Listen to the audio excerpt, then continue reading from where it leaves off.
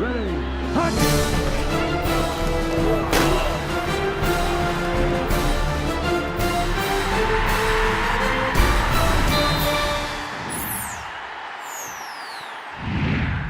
It was a Black Monday for the Sooners.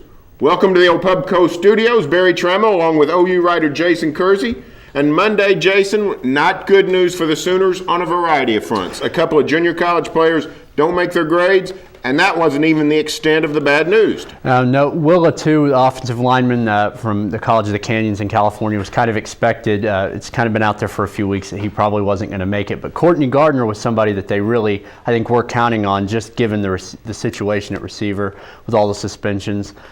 He's not going to make it until January, so they're going to have to go without him. Just another blow to that wide receiver depth. And a couple of bad news elsewhere. Dylan Dubuque is not medically cleared, not going to be able to play football. Is going to have to be a medical hardship. Yeah, Dylan Dubuque from Duncan.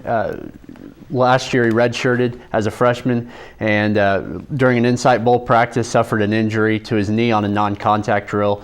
He set out all of the most of the offseason, came back for spring, played in the spring game even. But this summer they told him that it just was never going to be fully healed without lots of surgery, and even then they weren't sure. So they placed him on medical hardship, and he was a big lineman with a lot of potential, and I think that's a huge blow as well. And then finally, running back Greg Bryant, a highly touted high school kid from Florida who had committed to the Sooners, decommits. Yeah, that's something people have been talking about that might happen for a while. I think his commitment to OU in March was a really big surprise.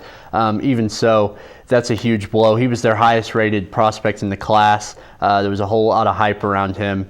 And yeah, it just wasn't a great way to end the day. That happened almost at 10 o'clock last night. Okay, now going back to Will Latu, the big offensive lineman for California Junior College, how much were the Sooners counting on him? I don't think they've really been counting on him for a while. It sounds like this, like I said, this was kind of an expected blow. It doesn't make the news any easier to take, I'm sure, but I think they sort of were expecting that.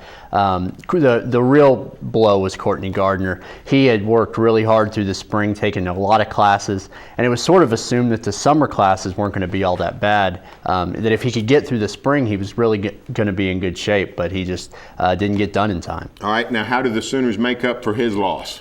Well, I think Colton Bester, the other junior college guy that they signed in May from East Mississippi, who was cleared last week. He graduated and got cleared, which was another thing that they weren't really sure if it was going to happen. But he got cleared last week, so he will be there. That's going to really help. But also they're going to have to really rely on freshmen, Sterling Shepard and Deron Neal and maybe Derek Woods. All right, super. Thanks, Jason. Stay tuned for further OU coverage here on News OK and every day in the Oklahoman.